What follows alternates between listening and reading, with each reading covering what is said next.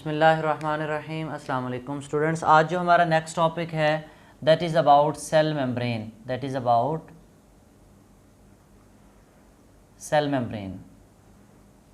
अगर हम cell membrane की बात करें, जैसे हमने सेल वॉल के बारे में पढ़ा था, तो फर्स्ट ऑफ ऑल हम पहली बात ही सेल मेम्ब्रेन के बारे में ये करते हैं कि cell membrane is a outer most layer. ये क्या है? Outer most membrane. किसमें? In animal cell.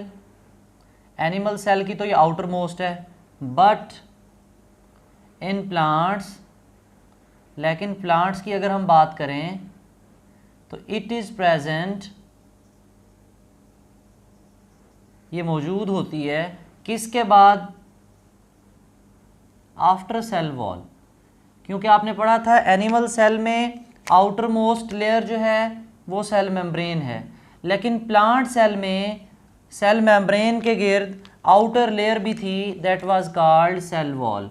उसको हमने नाम दिया था, ये क्या है? सेल वॉल है। ठीक है, इसका मतलब एनिमल सेल में सेल मेम्ब्रेन सबसे आउटर मोस्ट लेयर है और प्लांट सेल में आउटर मोस्ट सेल वॉल है और उसके अंदर वाली साइड पे क्या होती है? सेल मेम्ब्रेन होती है। ठीक है, ये तो थी लोकेशन। और इसके बारे में हम क्या बात करते हैं? हम कहते हैं कि सेल मेम्ब्रेन इज़ फाउंड, ये पाई जाती है, कहाँ पर पाई जाती है? इन ऑलमोस्ट लिखना ही नहीं चाहिए, in all the cells. In all the cells, जिस चीज़ को हम सेल कह रहे होते हैं उसमें सेल मेम्ब्रेन मौजूद होती है। जिस चीज़ को हम सेल कह रहे होते हैं उस चीज़ में क्या होती है? सेल मेम्ब्रेन मौजूद होती है। ठीक है, ये तो हमने लोकेशन और अकरेंस की भी बात कर दी इसकी। अगर हम अब सेल मेम्ब्रेन का थोड़ा सा फंक्शन देख लें, फिर हम उसके स्ट्रक्चर की तरफ जाते हैं।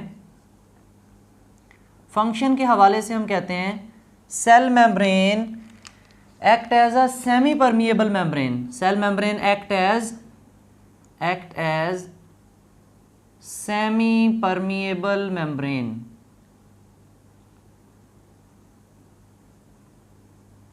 इसके बहुत सारे दूसरे भी नाम हैं। इसको सेमी परमिएबल मेम्ब्रेन भी कहते हैं, इसको हम पार्शियली परमिएबल मेम्ब्रेन भी कहते हैं,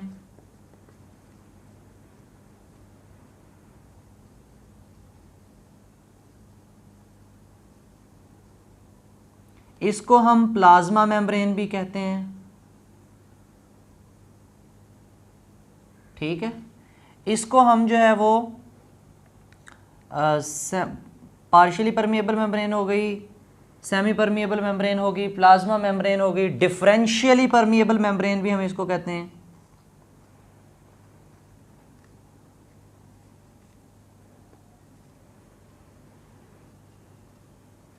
ठीक है, ये सेल मेम्ब्रेन के दूसरे नाम हैं। सेल मेम्ब्रेन के दूसरे नाम हैं। अब इसका जो नाम है वो इसके फंक्शन की वजह से रखा है हमने।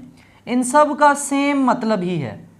सेमी परमिएबल का मतलब बचे, परमिएबल का मतलब होता है किसी चीज़ को गुजरने की इजाज़त देना, किसी चीज़ को गुजरने की इजाज़त देना। तो सेमी परमिएबल जुज़वी तौर पे ये इजाज़त देती है चीज़ों को गुजरने की। हम कहते हैं सेल मेम्ब्रेन अलाउज, ये इजाज़त देती है, किस चीज़ की इजाज़त देती है? अ फ्यू मॉलिक्यूल्स, चंद मॉलिक्यूल्स को ये इजाज़त देती है to pass through it, to pass through it, कि वो उसमें से गुजर सकें। चंद मॉलिक्यूल को सिर्फ इजाज़त देती है कि वो उसके अंदर से गुजर सकें। बट लेकिन अगला काम ये क्या करती है? फेंस। फेंस किसे कहते हैं? बाड़ लगा देना।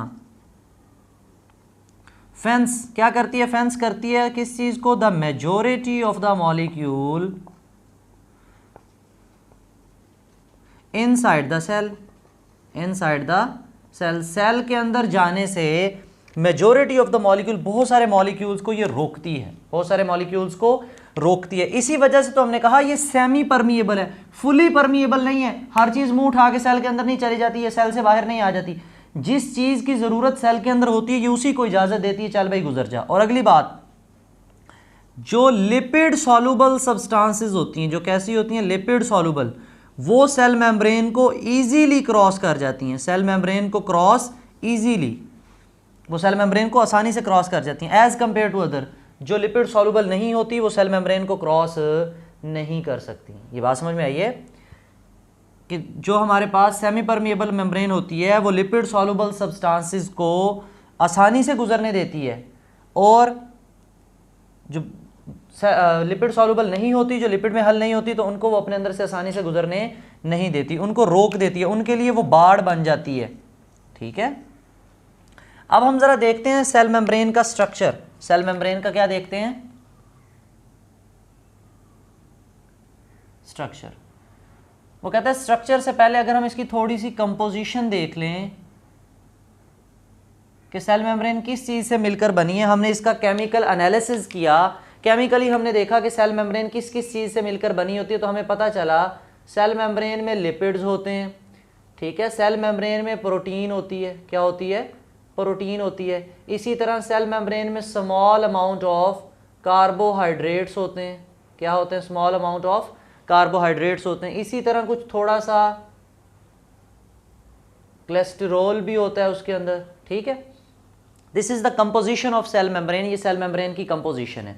लेकिन स्ट्रक्चर के हवाले से अगर बात करें तो साइंटिस्ट ने इसका स्ट्रक्चर जो हमें बताया, उन्होंने कहा इस मॉडल एक बनाया उन्होंने उस मॉडल का नाम रखा फ्लूइड मोज़ेक मॉडल। अब हम इसको देखते हैं, ये फ्लूइड क्यों कहते हैं, मोज़ेक क्यों कहते हैं, और मॉडल तो उन्होंने जो पेश किया एक हाइपोथेटिकल उन्होंने स्ट्रक्चर बनाया। उन्होंने कहा कि सेल मेम्ब्रेन का स्ट्रक्चर ऐसा हो सकता है। कैसा कहा उन्होंने? ज़रा गौर से देखना। उन्होंने कहा पहली बात, there is a lipid bilayer, there is a lipid bilayer. Let, ये मैं लिपिड बना रहा हूँ बेटे। जब भी हम लिपिड का मॉलिक्यूल ड्रा करते हैं उसके दो एंड्स बनाते हैं। यूं बना के ना लिपिड का मॉलिक्यूल, उसके हम कुछ इस तरह सा स्ट्रक्चर बनाते हैं। ठीक है, हम कहते हैं ये हाइड्रोफिलिक है, ये जगह पानी में फिल होती है, ये हाइड्रोफोबिक है, ये पानी से दूर भागती है जगह। मतलब लिपिड मॉलिक्यूल की साइडें होती हैं, एक साइड लिपिड की जो है वो पानी में सॉल्युबल होती है, एक इनसॉल्युबल होती है। ठीक है, तो इसके साथ जो है ये हमने टेल्स बना देते हैं इनकी।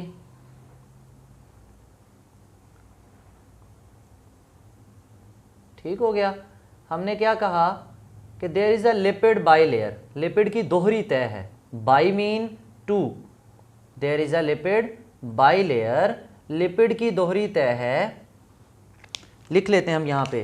पहली बात हमने डिस्कस की, हमारे पास क्या है? लिपिड बाइलेयर है। Lipid bi mean two, lipid की दोहरी तह है, एक ये है और एक ये है, दोहरी तह है। ये ऐसे समझो ना, ये सेल मेम्ब्रेन है, इस मेम्ब्रेन को बड़ा करके हम यहाँ देख रहे हैं। ठीक है, अब लिपिड की दोहरी तह है, इसके अंदर होता क्या है? इन विच, जिसमें protein molecules are embedded, protein molecules are embedded. Embedded का मतलब होता है धंसे हुए होना।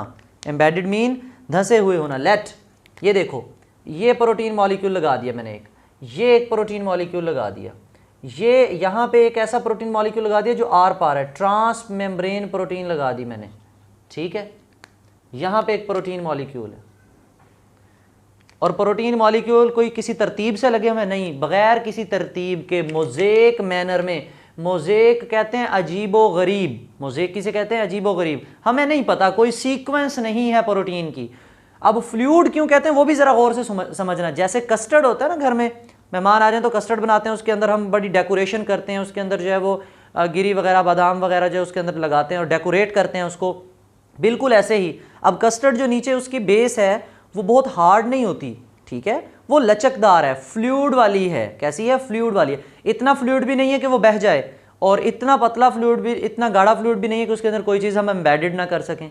वो कहता है जो लिपिड बाइलेयर है ये हमें क्या प्रोवाइड कर देती है? मेम्ब्रेन को फ्लूइडिटी प्रोवाइड करती है या फ्लेक्सिबिलिटी प्रोवाइड करती है। क्या प्रोवाइड करती है? फ्लेक्सिबिलिटी। ठीक है, और जो ये जो प्रोटीन मॉलिक्यूल्स हैं ये उस फ्लेक्सिबिलिटी की वजह से उस लिपिड बाइलेयर के अंदर धंसे हुए हैं।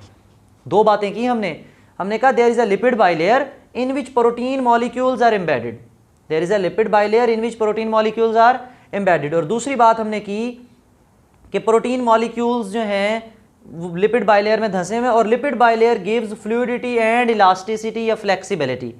लिपिड बाइलेयर की वजह से वो फ्लूइडिटी मिल रही है, इसलिए हमने इस मॉडल को नाम दिया इस वजह से फ्लूइड मोज़ेक। क्यों कहा? क्योंकि प्रोटीन मॉलिक्यूल अजीब व गरीब तरीके से धंसे हुए अंदर। अच्छा, अगली बात देखो, वो कहता है कि अब तीसरी चीज़ हमने कहा था, देखो लिपिड भी हो गए, प्रोटीन भी हो गई, कार्बोहाइड्रेट रह गए। वो कहता है small amount of carbohydrate is also present. ज़रा गौर से देखना, ये लिपिड है, ये क्या है? लिपिड है। और ये क्या है? ये प्रोटीन है। तो कार्बोहाइड्रेट किधर होंगे? यहाँ या यहाँ। क्या मतलब? कार्बोहाइड्रेट मॉलिक्यूल्स स्मॉल अमाउंट में क्या भी होंगे हमारे पास? कार्बोहाइड्रेट्स कहां पर होंगे? दो जगहों पर। मे बाउंड विद, बाइंड कर सकते हैं किसके साथ? प्लाज्मा मेम्ब्रेन के साथ। प्लाज्मा मेम्ब्रेन नहीं बोलेंगे, बाइंड विद लिपिड, लिपिड्स के साथ बाइंड कर सकते हैं, या बाउंड कर सकते हैं किसके साथ? प्रोटीन्स के साथ। किसके साथ बाइंड कर सकते हैं? कार्बोहाइड्रेट प्रोटीन के साथ बाइंड करेंगे तो ग्लाइकोप्रोटीन बनेंगे, लिपिड्स के साथ बाइंड करेंगे तो लिपोप्रोटीन बनेंगे, सॉरी ग्लाइकोलिपिड। अगर लिपिड के साथ है ग्लाइकोजन मतलब ग्लूकोज वगैरह, कार्बोहाइड्रेट वगैरह, तो वो क्या बनाएंगे? ग्लाइकोलिपिड्स। और अगर प्रोटीन के साथ बाइंड करेंगे तो ये हमारे पास बनेंगे ग्लाइकोप्रोटीन्स। क्या बनेंगे? ग्लाइकोप्रोटीन्स। ठीक है, तीन बातें हो गई, कार्बोहाइड्रेट भी आ गया थोड़ी सी मिकदार में। और चौथी चीज़ जो है दैट इज़ कोलेस्ट्रॉल। हम कहते हैं यूकैरियोटिक सेल में, किसमें? यूकैरियोटिक सेल में स्मॉल अमाउंट में, थोड़ी सी मिकदार में क्या होता है? कोलेस्ट्रॉल भी होता है। क्या होता है? कोलेस्ट्रॉल भी होता है। चलें जी, ये लें, हम इसमें जो है वो स्मॉल अमाउंट में कोलेस्ट्रॉल भी डाल देते हैं। हम कहते हैं ये कोलेस्ट्रॉल आ गया, कोलेस्ट्रॉल का मॉलिक्यूल ऐड कर दिया हमने। ठीक है, लेकिन कंडीशन क्या लगा दी? ये यूकैरियोटिक सेल में, प्रोकैरियोटिक सेल में कोलेस्ट्रॉल नहीं होगा उसकी मेम्ब्रेन में। तो ये था हमारे पास फ्लूइड मोज़ेक अकॉर्ड स्ट्रक्चर जो हमने बताया सेल मेम्ब्रेन का। स्ट्रक्चर बताने के लिए हमने किस मॉडल को एक्सप्लेन किया? फ्लूइड मोज़ेक मॉडल को। आप फर्स्ट ईयर की क्लास में दूसरा मॉडल भी पढ़ोगे, यूनिट मेम्ब्रेन मॉडल, वो थोड़ा सा डिफरेंट होगा, लेकिन मोस्ट एक्सेप्टेबल ये है। हम कहते हैं there is a lipid bilayer in which protein molecules are embedded, small amount of carbohydrate is also present, that is may bound to the lipids और may bound to the proteins. उसके बाद हमने कहा कि हमारे पास यूकैरियोटिक सेल में cholesterol भी होता है, small amount of cholesterol is also present in eukaryotic cell. यहाँ तक बात क्लियर हो गई? अच्छा, अब हमने कंपोजिशन भी बता दी, फंक्शन भी बता दिया उसका। शॉर्ट क्वेश्चन आपसे पूछा जाता है why cell membrane act as a semi permeable membrane? क्यों? क्योंकि ये सारे मॉलिक्यूल्स को अंदर से गुजरने नहीं देती। सेल वॉल डेड थी, सेल वॉल में से कोई चीज़ आए कोई चीज़ जाए उसको फ़र्क नहीं पड़ता, लेकिन सेल मेम्ब्रेन जो है ऐसे समझो ये फेंस है, बाड़ है, जो भी चीज़ इसको क्रॉस करके जाएगी वो पहले इजाज़त लेगी, वो चेक किया जाएगा कि इसकी सेल में ज़रूरत है या नहीं। और अगर ये लिपिड सॉल्युबल है, अब लिपिड सॉल्युबल है क्योंकि बहुत ज़्यादा मेम्ब्रेन का पोर्शन लिपिड बाइलेयर का बना हुआ है, इसलिए जो लिपिड सॉल्युबल सब्सटेंसेस होगी वो मेम्ब्रेन से क्रॉस आसानी से हो जाएंगी, और जो लिपिड सॉल्युबल नहीं होंगी वो फिर आसानी से गुजर नहीं सकती।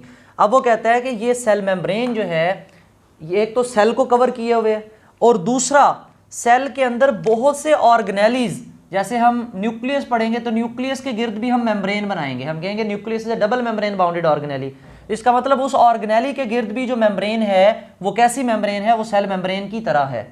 मतलब अगर सेल मेम्ब्रेन कह रहे हैं तो वो सेल की मेम्ब्रेन है, और प्लाज्मा मेम्ब्रेन कहेंगे तो इसका मतलब वो सेल की मेम्ब्रेन भी हो सकती है, वो किसी ऑर्गेनेली के गिर्द मेम्ब्रेन भी हो सकती है। इसका मतलब ये हुआ जो सेल मेम्ब्रेन की कंपोजिशन है वही अंदर जो ऑर्गेनेलीज होंगे उनकी भी कंपोजिशन है। ठीक है, ऑर्गेनेली के गिर्द भी एक सेल के गिर्द मेम्ब्रेन है, इसके अंदर न्यूक्लियस है, न्यूक्लियस के गिर्द भी मेम्ब्रेन है। ये सेल मेम्ब्रेन है, इसको हम प्लाज्मा मेम्ब्रेन कह सकते हैं, इसको सेमी परमिएबल मेम्ब्रेन भी कह सकते हैं। है ये मेम्ब्रेन, कंपोजिशन ऐसी ही होगी। ठीक है, इसलिए हम कहते हैं कि जो प्लाज्मा सेल मेम्ब्रेन है सेल को भी कवर किए हुए है, उसके अंदर छोटे छोटे ऑर्गेनेलीज हैं, ऑर्गेनेलीज के गिर्द भी मेम्ब्रेन होती है। ठीक है, हम नेक्स्ट जब ऑर्गेनेलीज को पढ़ेंगे तो हम हर ऑर्गेनेली के बारे में बताएंगे कि ये मेम्ब्रेन है इसके गिर्द या नहीं है, मेम्ब्रेन बाउंडेड है या नहीं है। बात क्लियर हो गई? सिंगल मेम्ब्रेन बाउंडेड है, डबल मेम्ब्रेन बाउंडेड है, या नॉन मेम्ब्रेन बाउंडेड है। क्लियर? सेल मेम्ब्रेन के बारे में हमने पढ़ा कि सेल मेम्ब्रेन अलाइव है, जिंदा चीज़ है। आउटर मोस्ट कवरिंग है एनिमल सेल की, प्लांट सेल में ये दूसरे नंबर पे होगी, और हर सेल में होगी, चाहे वो प्रोकैरियोटिक सेल है चाहे यूकैरियोटिक सेल है। बैक्टीरिया में भी दूसरे नंबर पे, मतलब जिन जिन सेल्स में सेल वॉल है उनमें ये दूसरे नंबर पे आएगी। फंक्शन इसका हमने देख लिया। अच्छा, इसके अलावा एक और फंक्शन भी होता है। सेल मेम्ब्रेन बैरियर का काम तो कर रही है, इसके साथ साथ cell membrane can send some chemical messages, some chemical messages and मतलब रिसेप्टर का काम करती है। किस चीज़ का काम करती है? रिसेप्टर का। हम हाथ किसी चीज़ को लगाते हैं, पता चल जाता है गर्म या ठंडा। हमारे ये फिंगर्स हैं, इनमें रिसेप्टर्स हैं, वो सेल्स हैं, और वो सेल्स की मेम्ब्रेन्स हैं। इसका मतलब मेम्ब्रेन जो है वो केमिकल्स को सेंस भी करती है, मेम्ब्रेन केमिकल को सेंस भी करती है। And can identify the other cells, identify the other cell, दूसरे सेल्स को भी पहचान सकती है। कैसे? मिसाल के तौर पे आपकी बॉडी में कोई बैक्टीरिया चला गया है और आपका ये इम्यून सिस्टम का सेल है, ये इम्यून सिस्टम की जो सेल की मेम्ब्रेन है वो इस दूसरे सेल को पहचान लेगी। उसमें ऐसे अल्लाह ताला ने रिसेप्टर रखे हुए हैं, वो इसको पहचान लेगी कि ये फॉरेन सेल है, फ़ौरन से उसको इंगल्फ कर लेगी, खा जाएगी, निगल जाएगा सेल हमारा। ठीक है, तो इसका मतलब सेल मेम्ब्रेन बैरियर का काम भी करती है, केमिकल मैसेजेस को भी आइडेंटिफाई कर लेती है और दूसरे सेल्स को भी आइडेंटिफाई कर लेती है सेल मेम्ब्रेन। और ये सेल मेम्ब्रेन का मॉडल और फंक्शन। बेटे इसमें अगर आपका कोई क्वेश्चन हो तो आप कमेंट सेक्शन में पूछ लीजिएगा। अल्लाह हाफिज़।